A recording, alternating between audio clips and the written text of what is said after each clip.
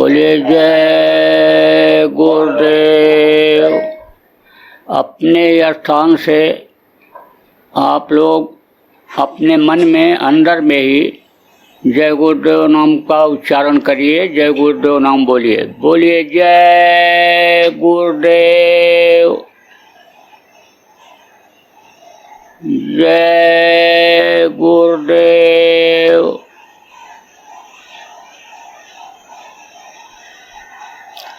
America के सभी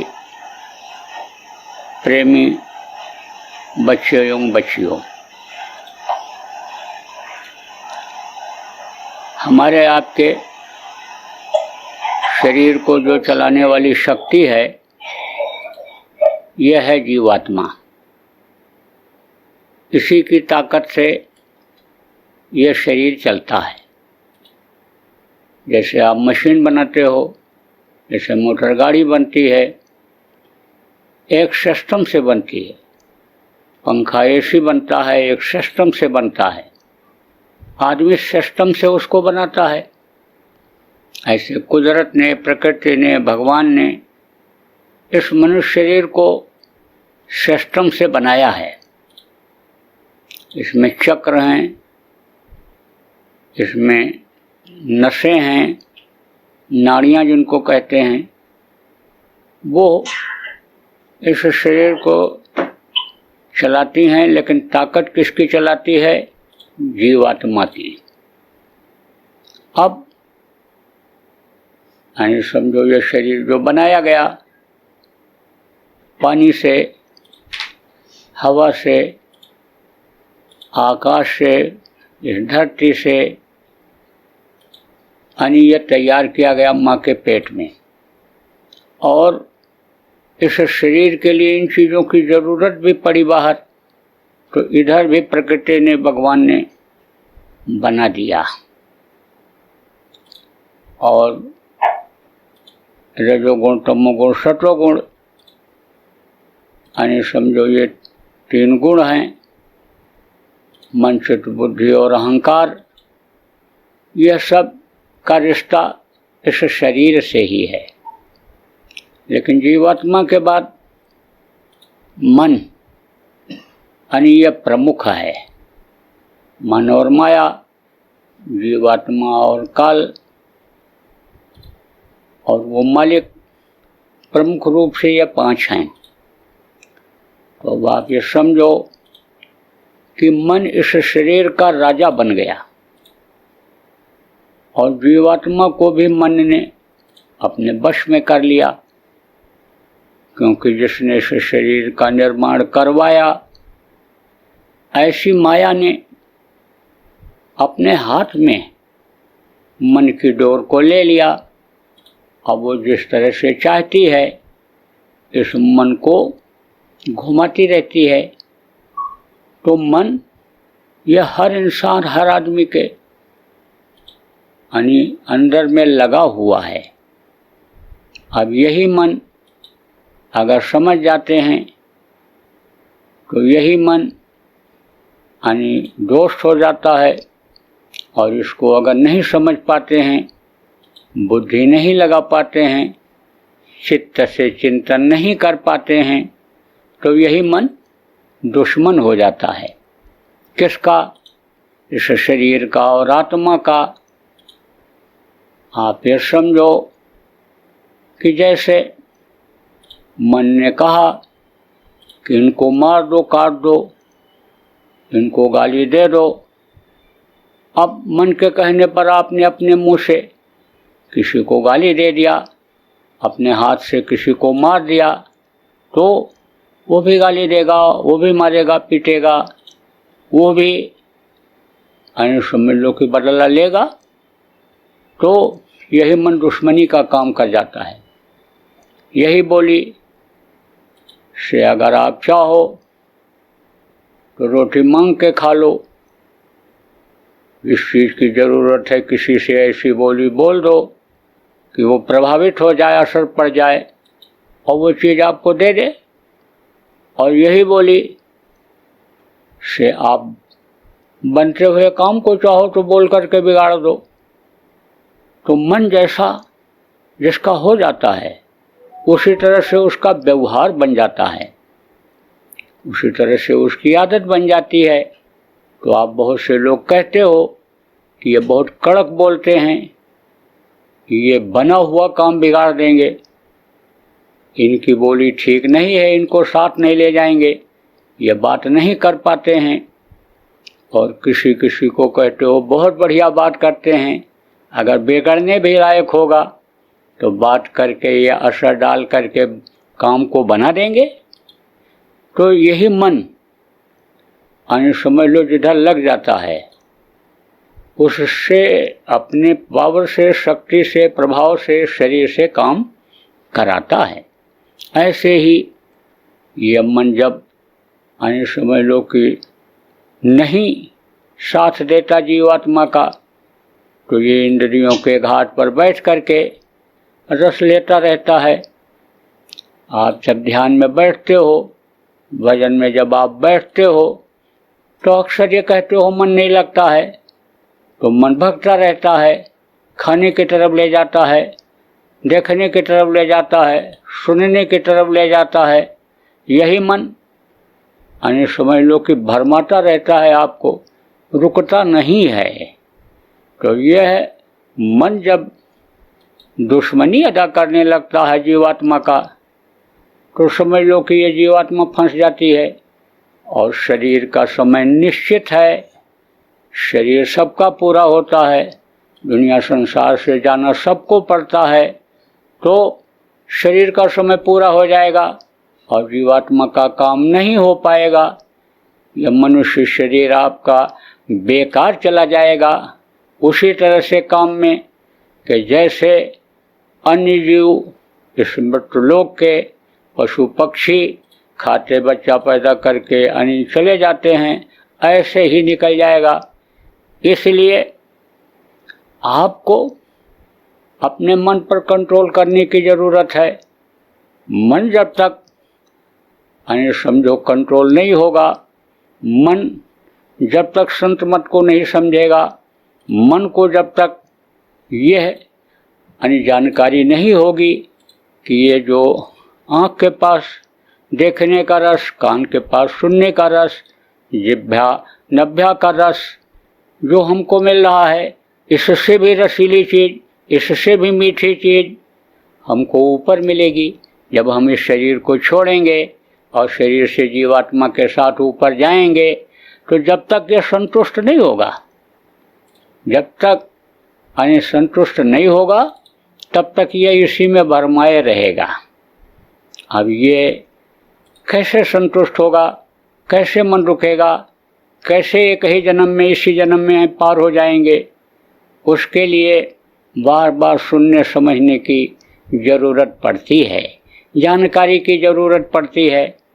तो आप कुछ लोग इसमें पुराने लोग भी हो कि जो बहुत सत्संग सुने, जानकारी भी है, लेकिन उस चीज़ को भूल जाते हो, अपने काम धंधे में लग जाते हो, दुनिया के काम में लग जाते हो, जहाँ जिसका वातावरण है, जहाँ जिसका रहन सहन है, जहाँ जैसा काम अन्य लोग करते हैं, उसी तरह के कामों में आप लोग लग जाते हो और ये चीज़ जाती है भूल।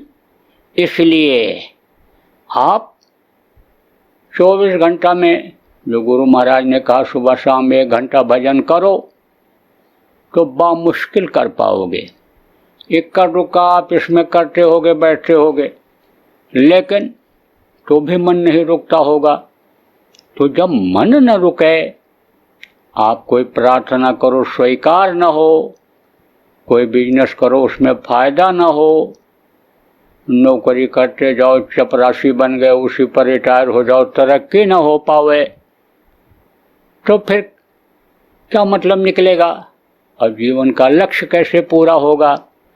इसलिए आप सब लोग कम से कम 1 घंटा गुरु की चर्चा करने में, गुरु की बातों को सुनने और समझने में, नाम धुनी करने में समय निकालो, रोज निकालो, बहुत अच्छा रहेगा।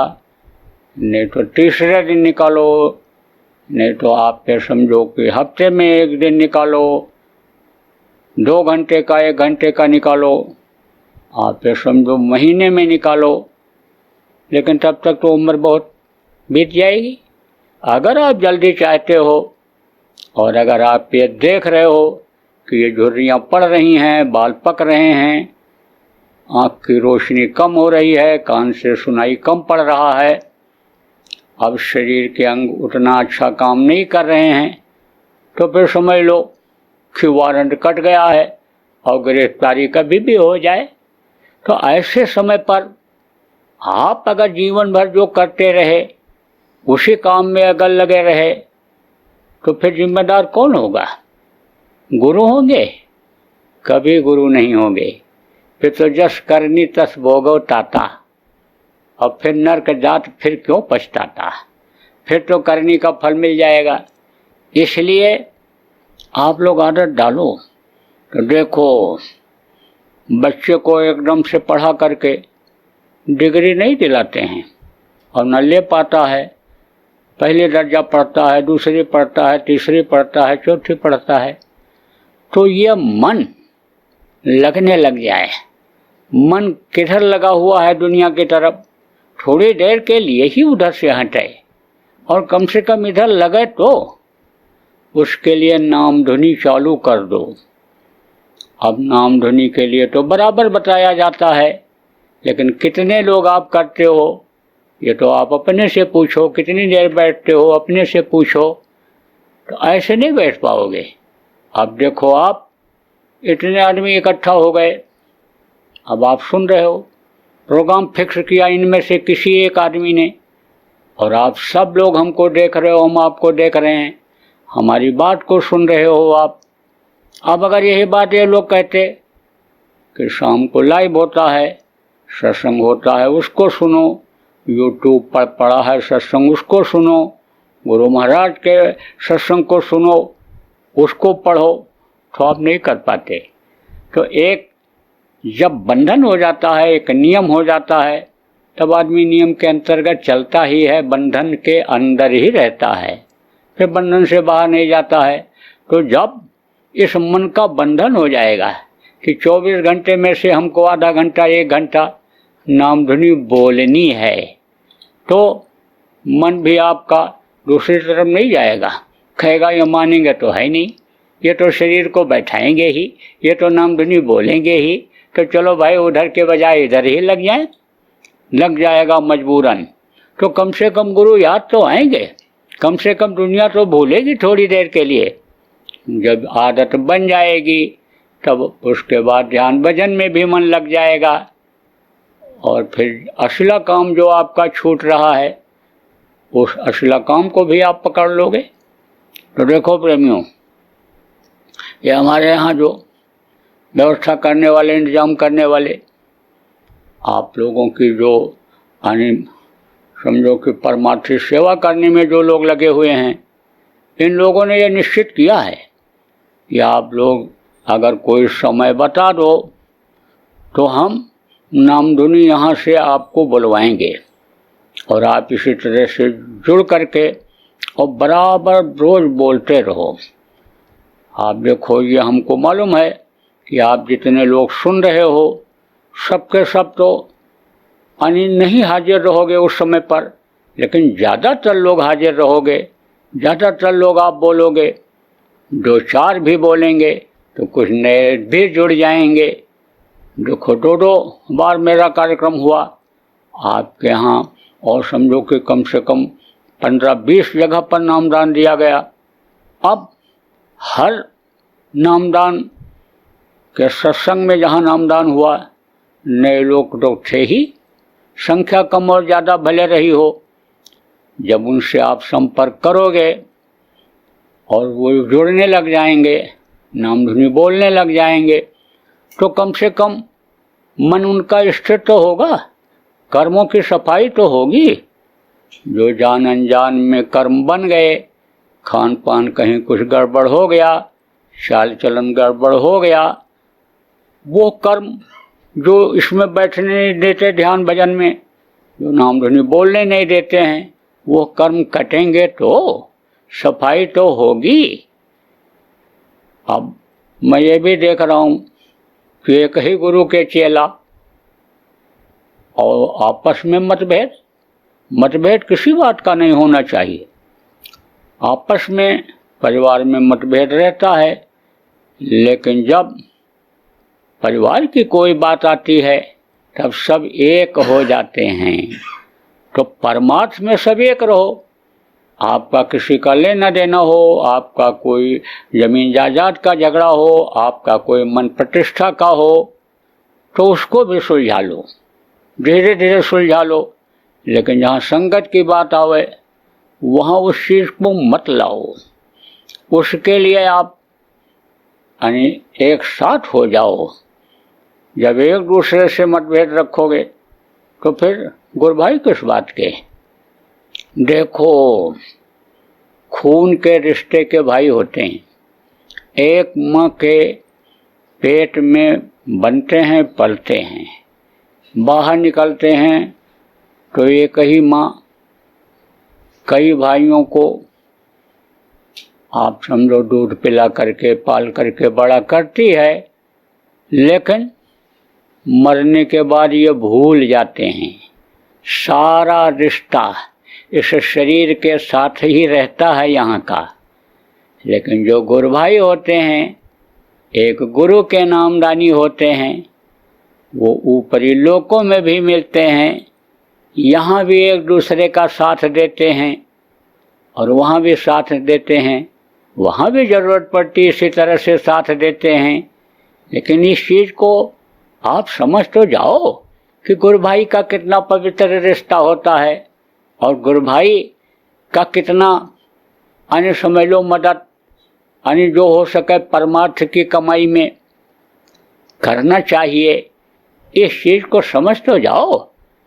अभी अगर किसी से बिजनेस व्यापार की बात आपसे कही जाए तो फौरन दोस्ती कर लोगे एक दूसरे से।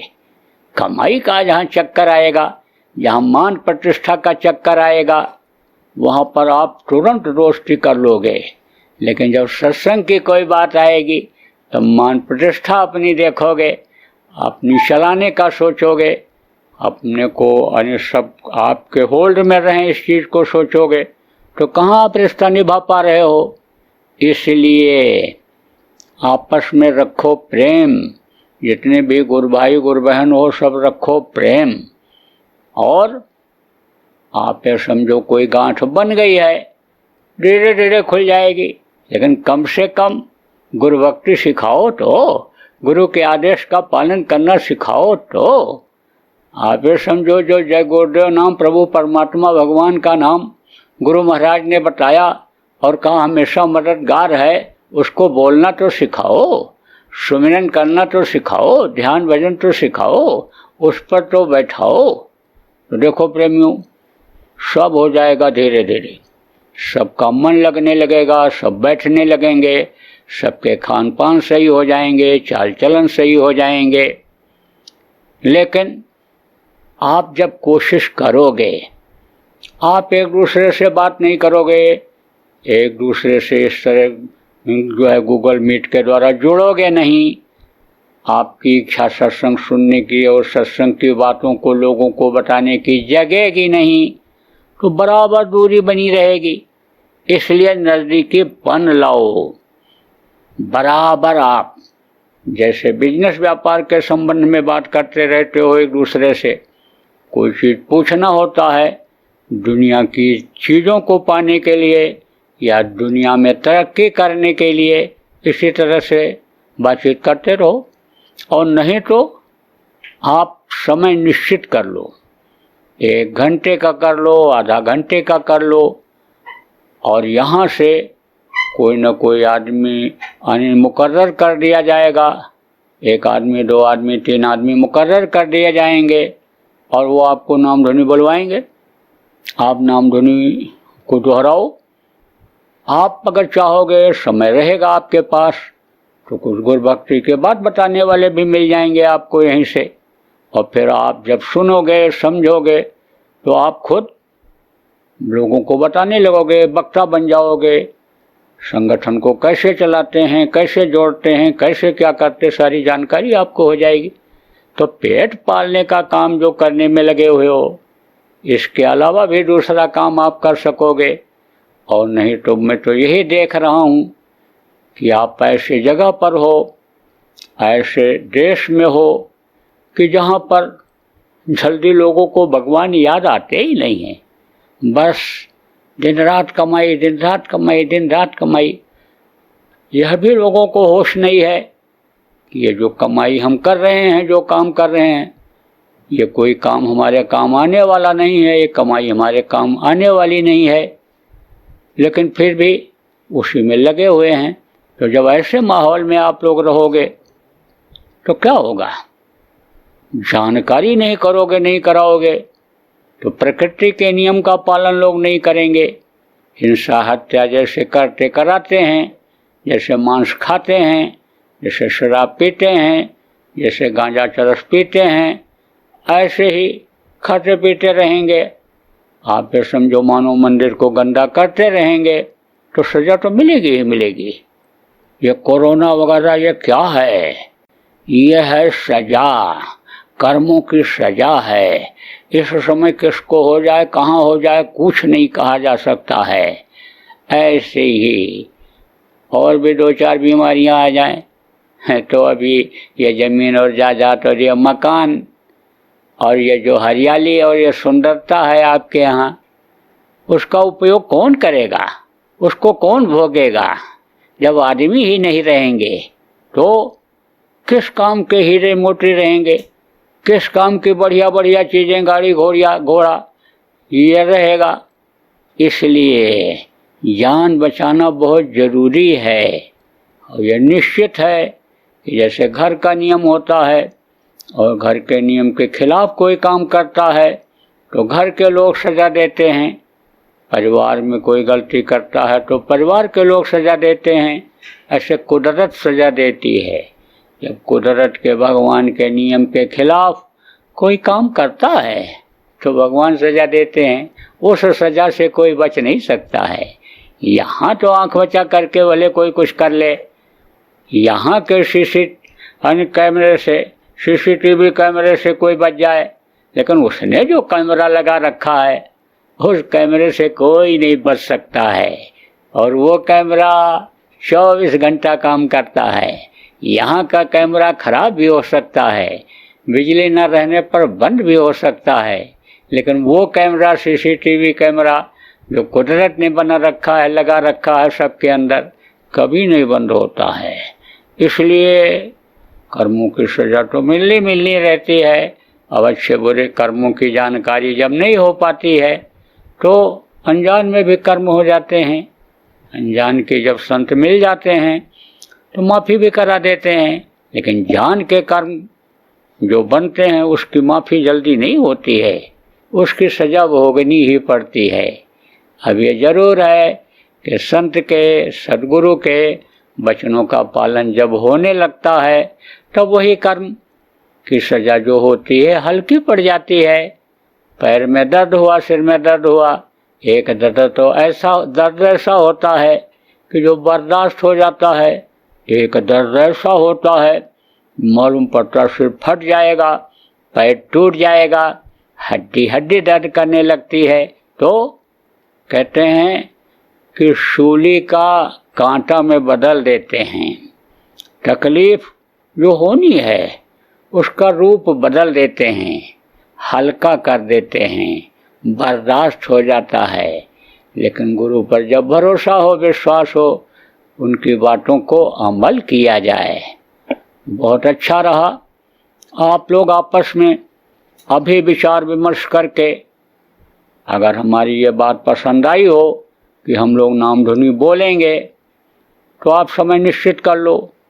जो यहाँ का ध्यान भजन का सामूहिक समय है उस समय पर आपका समय न रहे, बाकी कोई भी समय आपके आने देश के हिसाब से जो आपको उपयुक्त हो, एक समय दो समय आप बता दो, तो यहाँ से आने समय लोग की आवाज़ लग जाएगी कि भाई अब आप लोग चलो जुड़ जाओ, और आप लोग जुड़ जाओ और नाम धुनी बोलो। बोलो जय गुरुदेव।